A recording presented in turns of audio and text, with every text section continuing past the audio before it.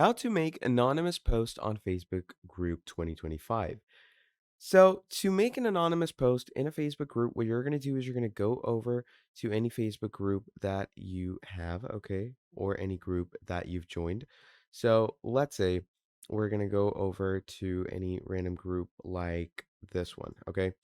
Now, once you join a group, what happens from there is to make an anonymous post what whenever you are in the group and you want to make a post over to it. What happens is it's going to give you a proper anonymous post option. Okay, it usually will tell you that whenever you're making any type of post, like let's say over here, it's going to give me an option to post. Okay, so right about here, whenever you're going to be posting, what you're going to do is you're going to make sure that everything that you post is not visible to someone. And to do that, you're going to click on the anonymous post section.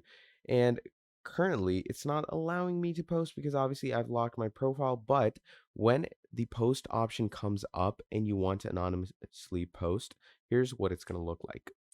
So basically, whenever you're in the post section like this, where it says create a public post under the discussion section, what it's going to do is it's going to give you anonymous posts. So people will not know once you click this and write in any post that it is you.